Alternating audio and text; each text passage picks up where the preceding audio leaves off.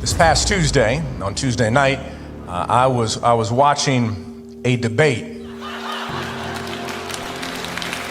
I kind of felt the same way when I was watching the debate, the way some of you all just responded. But God placed something on my heart that I would like to share with everyone here and those who are online with us today.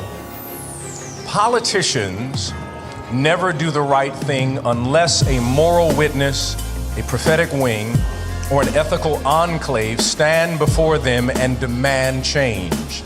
Abraham Lincoln did not free the slaves because he felt like it, but he was forced into glory by the moral witness of the likes of Frederick Douglass. FDR did not create the New Deal because it was a good idea, but he was forced into glory by the moral witness of people who demanded action during the Great Depression. Lyndon Baines Johnson did not sign the Civil Rights Bill and the Civil Rights Act because it was a nice idea, but he was forced into glory by the work of Martin Luther King Jr., John Lewis, and Fannie Lou Hamer, and others. Unfortunately, in our American political system, candidates and parties are beholden to special interests. But never forget, we the people have power. We the people, black people, kissed by nature's sun, have power.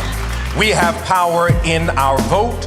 We have power in organizing. We have power with our pocketbook. We have power with our voice, and we have spiritual power connected to our faith. Black people have historically saved America from itself. Black people have historically been a moral witness demanding this democracy include all who yearn to breathe free. I believe the choice this November is not between two candidates, but two visions of this nation. One vision romanticizes the Confederate mythology that was birthed from the antebellum South. Another vision still sees America as the yet-to-be United States of America. I cannot support any vision. You can vote for whoever you want to, but I cannot support any vision that speaks to making America great again, because my conscience and my soul tell me when a person states America with the past tense language was great, I must speak up and say, what year are you talking about? Was it before I could vote? Or was it a year I was considered nothing more as chattel? Was it a year when women did not have the right to vote? Or was it the year before unions had been organized? I cannot support anyone's false nostalgia of white supremacy. I believe democracy is on the ballot. For some, and I understand it, the only issue is the horror, tragedy, pain, and destruction of human thriving in the occupied territory we call Gaza. For others, it is Gaza, the Congo, the Sudan, and Haiti. But I say to us all, we must look at all issues, foreign and domestic. For the question before us is, what will this country be? Not for our children, not for our grandchildren, but for our great-grandchildren.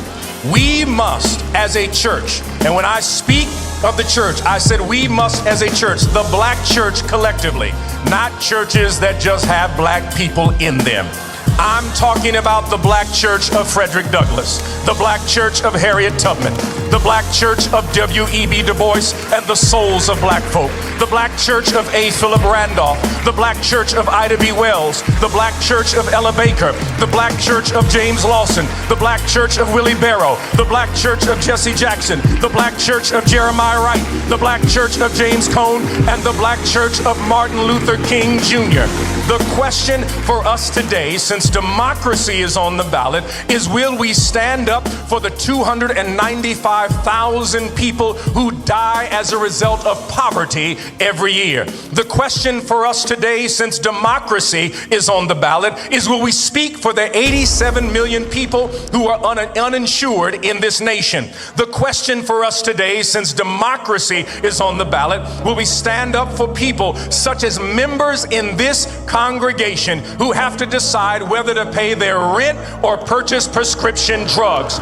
The question for us today, since democracy is on the ballot, will we stand with our union sisters and brothers who are under attack by corporations who want to outlaw unions. For those who do not know, unions ended child labor. Unions created the 40-hour work week. Unions created the 8-hour work day. Unions provided unemployment benefits, workers' compensation, and your retirement benefits. That is because of the work of unions. The question for us today, since democracy is on the ballot, will we fight for HBCUs? They are being attacked across this nation, where conservative legislatures want the land that is our historically black colleges sit upon.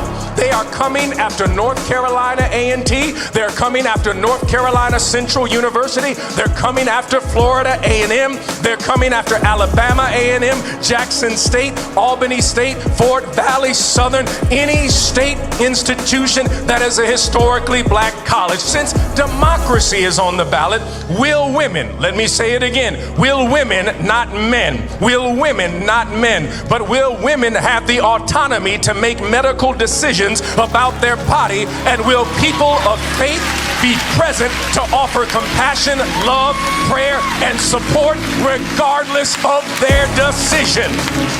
Will we fight to ensure that every returning citizen has full citizenship rights after they've served their time in prison? Since democracy is on the ballot, will we seek to abolish the penal system of incarceration that is destroying our community? Since democracy is on the ballot, will we vote to protect our right to vote across this nation? Conservative legislators are passing laws to restrict voting rights and gerrymandering districts to dilute black political power. Since democracy is on the ballot, will we fight to protect this planet as we are seeing the effects of climate change right here in Chicago?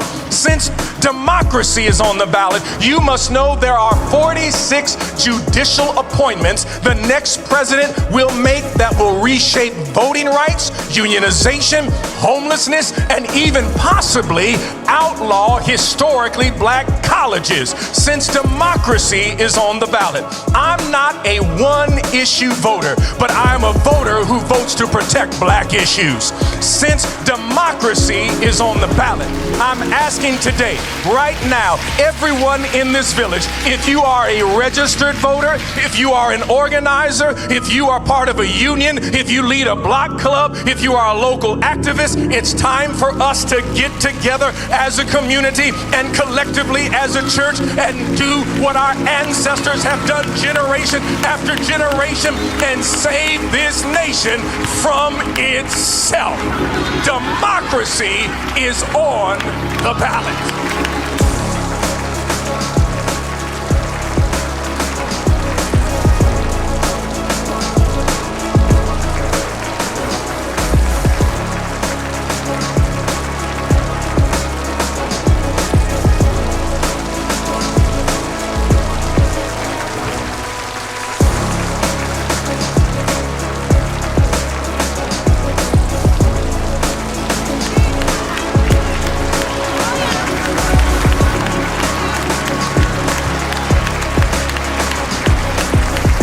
I said what I said, and I ain't taking it back.